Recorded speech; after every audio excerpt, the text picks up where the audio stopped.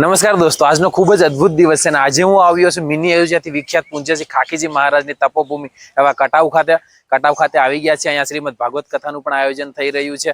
તો તમારી બધાને આતુરતાનો અંત આજે આવી ગયો છે। ઘણા ટાઈમથી કહેતો હતો આપણે કટાવ જવાના છે, ત્યાં જવાના છે। પૂજ્ય શ્રી ખાખીજી મહારાજ તપોભૂમિના તમને દર્શન કરાવવાનો છું। અહીંયાનો શું શું ઇતિહાસ છે બધું તમને ઇતિહાસ જણાવવાનો છું, તો છેલ્લે સુધી વિડીયોમાં જોડાયેલા રહેજો। અહીંયાનો શું ઇતિહાસ છે, ખાખીજી મહારાજની શું તપોભૂમિની અંદર શું ખાસિયત છે, અહીંયા જે બાળ સ્વરૂપથી જે 250 વર્ષથી આંબલી છે, આંબલીનો શું ઇતિહાસ છે, અહીંયાના જ કોઈ લોકોને આપણે પૂછીને આખો ઇતિહાસ જાણીશું અને સાથે સાથે તમને ભાગવત કથાના પણ દર્શન કરાવું છું। તો છેલ્લે સુધી વિડીયોમાં જોડાયેલા રહેજો। મળીએ છીએ અંદર મંદિરમાં। નમસ્કાર। તો ફાઇનલી આપણે આવી ગયા છે જે 200 થી 250 વર્ષ જૂની આંબલી છે અને જે આંબલી બાળ સ્વરૂપની અંદર છે, જે આંબલીનો શું ઇતિહાસ છે તમને મારા મિત્ર પ્રકાશભાઈ જણાવવા ચાહું છું। પ્રકાશભાઈ, ખૂબ ખૂબ આભાર તમારા ગામની અંદર આટલું બધું માન સન્માન આપીને બોલાવવા માટે। એટલે તમારો પેલા તો પેલા તો ખૂબ ખૂબ આભાર કે તમે છેક સોમનાથ થી અહીં સુધી આવ્યા મારી મિત્રતા ખાતર અને ખાસ કરીને મારા ગામને એક્સપ્લોર કરવા માટે। Thank you. તો હવે આપણે એ ઇતિહાસ જાણવો હતો કે આ આંબલી જે છે એ મેં બહુ ટાઈમ સામે સાંભળ્યું હતું। આ જે કે આ એક દાળ છે આજે પણ બાળ સ્વરૂપની અંદર બહુ નીચે છે, જે ઉપર વધતી નથી એવાનો ઇતિહાસ છે અને એકદમ આ લીલી ચમચ દેખાતા આની પાછળનો શું ઇતિહાસ છે? તો પેલા તો છે ને આ એક જંગલ જેવું હતું, અહીં સાઈડમાં એક ગરામડી ગામ હતું। પછી એક મહાન સંત ઉત્તર ભારતમાંથી અહીં આવે છે, પેલા નેસડીની અંદર ગામ નેસડી છે, સુથાર નેસડી, ત્યાં રોકાય છે અને પછી આ જગ્યાને પસંદ કરે છે તપ કરવા માટે। ઘણો સમય તપ કરે છે આ આંબલી નીચે બેસીને, પરંતુ ધીરે ધીરે તપસ્યા એમની એકદમ કઠોર થતી જાય છે। એટલે રાત્રે નિંદ્રા ના આવે એટલે આ આંબલીની ડાળે એ જટા બાંધી અને તપ કરતા, જેથી કરીને નિંદ્રા આવે ને તો એને જાગી જાય।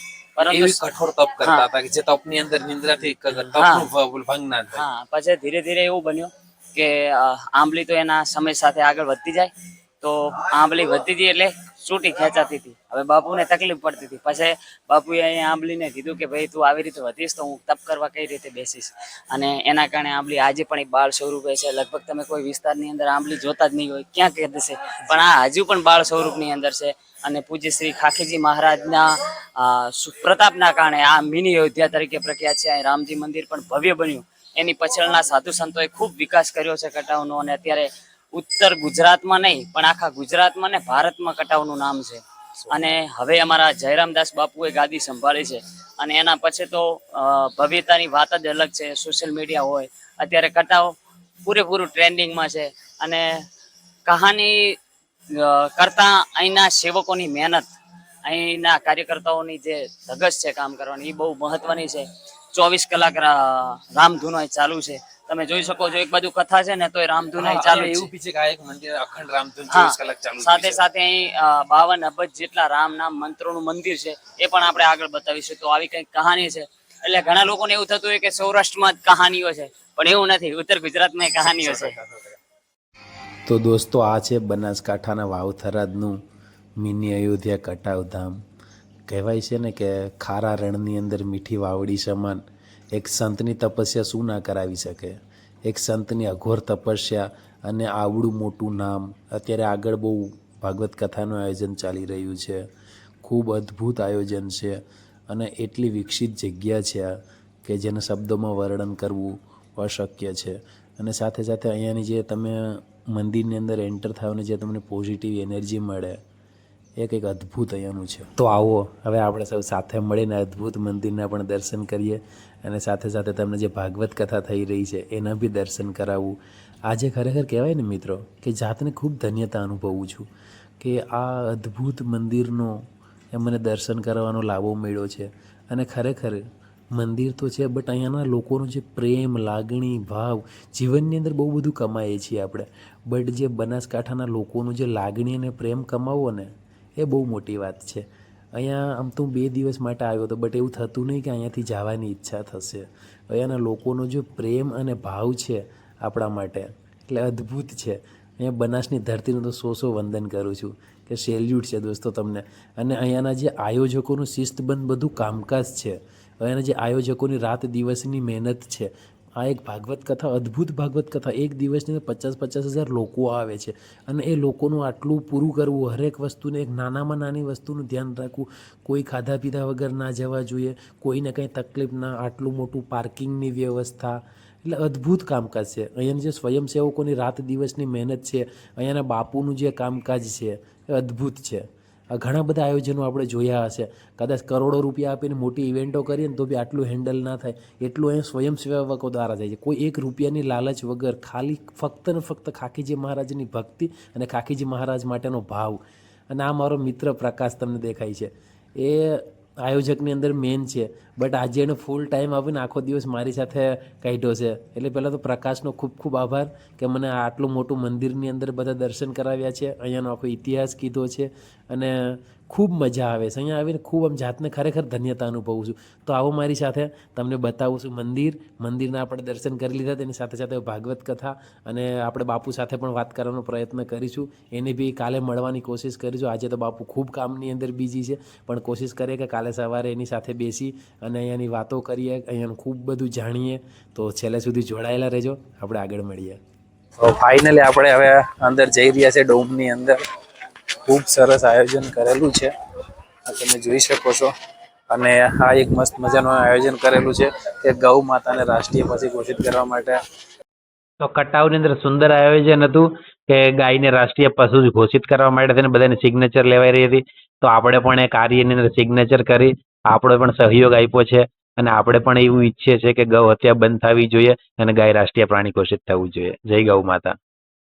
અને આ છે કથા મંડપ. કાલે કરી સ્ટેજ ઉપર કોઈ ગાયની વિનંતી છે અને સ્ટેજ ઉપરથી આગળ ભાઈ નીકળી જાય આગળ જો ભાઈ જેને હજારો કથાઓ જેને એમાં સંગીતની આપણને ભરતભાઈ રોજ અહીંયા રીલ્સ બનાવે છે અને આપણને કઈ બતાવે છે. એવા ભરતભાઈને પણ વિનંતી સ્ટેજ ઉપર આવી અમને એનું સન્માન સ્વીકાર કરશે.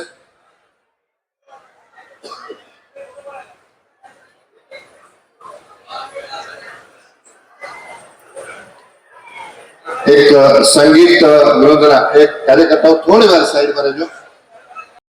તો પછી ફાઇનલી આપણે જોગી દાદાના આશીર્વાદ પણ મળી ગયા છે ને આપણે સ્ટેજ ઉપર બોલાવીને ફાઇનલી આ શું કહેવાય કે ખૂબ મારા માટે ખૂબ પ્રાઉડની મુમેન્ટ હતી કે જોગી દાદાના હાથે આપણે ખેસ પહેરી અને આટલી મોટી સંખ્યાની વચ્ચે પણ આપણે નોંધ લઈ અને સ્ટેજ ઉપર સ્વાગત કર્યું. ખેસ પહેરો એટલે આ એક જીવનનો ખૂબ મોટો લાવો હતો. જીવનની અંદર ખૂબ મોટી સફળતા છે કે આટલી મોટી સંખ્યાની વચ્ચે પણ જોગી દાદાના હાથે આપણે ખેસ પહેરાવીને સ્વાગત કર્યું. એટલે આ જીવનનો કહેવાય ને કે ખૂબ યાદગાર પ્રસંગ રહી ગયો છે. Thank you so much. તો પછી ત્યાં બધા મિત્રોને મળી અને પંડાલની અંદર આવી ગયા હતા. પંડાલની અંદર બેસીને પૂજ્ય જોગી દાદાના મુખે કથા સાંભળવી એ ખૂબ મોટો જીવનનો લાવો હતો. તો ખરેખર આજે જાતને બહુ ધન્યતા અનુભવું છું કે ખૂબ નજીકથી અને એ પણ પાછા જોગી દાદાના મુખે ભાગવત કથાનું રસપાન કરવા મળે છે. તો થેન્ક યુ સો મચ. પહેલાં તો ફરીને પ્રકાશને કે આટલો મોટો લાવો મને આપ્યો, આટલો મોટું માન સન્માન સાથે કથાની અંદર બેસવાનો મોકો મળ્યો. એટલે ખૂબ આનંદનો દિવસ છે, ખૂબ મજા.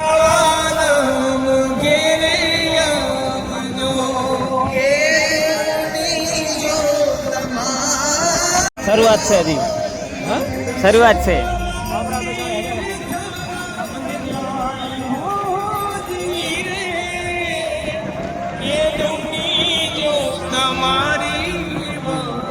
મિત્રો આ છે મિની અયોધ્યા કટાવ ધામ. આ જે મંદિરના પાછળનો ભાગ છે અને તમે જોઈ શકો છો આ ડૂમ છે. હેમેન્દ્રભાઈ કથા એટેન્ડ કરીને આવ્યા છે. હવે જઈએ છીએ અમે મંદિર તરફ પાછા. પબ્લિકનો ઘસારો વધતો જાય છે અને કહેવાય ને કે એક આનંદ મને પણ છે કે હેમેન્દ્ર છે કેટલા દૂરથી આટલી ભાઈ આવ્યો છે. એટલે બસ એને બધું બતાવવાનું છું આજે અને સાથે સાથે મારું કામ એ ચાલુ હશે. તો હેમેન્દ્ર ખરેખર કેવી મજા આવી છે? આમ ખૂબ આભાર તારા આટલા વ્યસ્ત ટાઈમની અંદર પણ તું મને ફૂલ ટાઈમ આપે છે એટલા માટે ખૂબ ખૂબ આભાર. ને અહીંયા આવીને એમ કહેવાય ને કે આના માટે કોઈ શબ્દો જ નથી.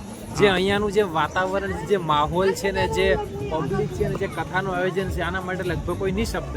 હવે આની પાછળ કંઈ શબ્દ બોલવા જેવા છે જ નહીં. આટલું અદ્ભુત આયોજન, આટલું અદ્ભુત વ્યક્તિત્વને જે છે. તો ખૂબ ખૂબ આભાર. મળીએ છીએ હવે તમને કથાના શકો છો. પૂજ્ય શ્રી ખાખીજી મહારાજની તપોભૂમિનો અને કથા પૂરી થઈ ગઈ છે. શૂન્ય પડ્યું છે. જે હજારોની પબ્લિક અહીં અવર જવર થતી હતી એની જગ્યાએ શૂન્ય પડ્યું છે. તો જોઈ શકો છો હેમેન્દ્રભાઈ આજે મહેમાન ગતિમાં રહ્યા છે. આખો દિવસ થકવી નાખ્યા છે ફેવરીને. તો હવે એમને પર ઘરે જ લઈ જઈને સુવડાવી દઉં એટલે સારું લાગે. તો ખાખી મહારાજનો આ વ્લોગ જોતા રહેજો. કદાચ અમુક કટકા નહીં આવ્યા હોય, થાક્યા છીએ તો એને માફ કરજો. ઘણું બધું છે ને જે દાડે હેમેન્દ્ર ક્રિએટર બનશે ને એ દાડે મજબૂત વ્લોગ બનાવવા લાવીશ ડ્રોન સાથે. તો સવારમાં વહેલા જાગીને જયરામદાસની પણ મુલાકાત કરી અને હેમેન્દ્ર સાથે પણ મુલાકાત કરી. તો બાપુને પણ બહુ સારું લાગ્યું અને ગામના પણ વખાણ કર્યા. બાપુ સાથે થોડી ઘણી ચર્ચા કરી અને મેં પણ એનો ભાગ ભજ્યો. પછી હેમેન્દ્રની બહુ ઈચ્છા હતી કે મારે ગૌશાળા જોવા જવું છે, તો એને પાછો ગૌશાળાની વિઝિટ કરાવવા પણ લઈ ગયો.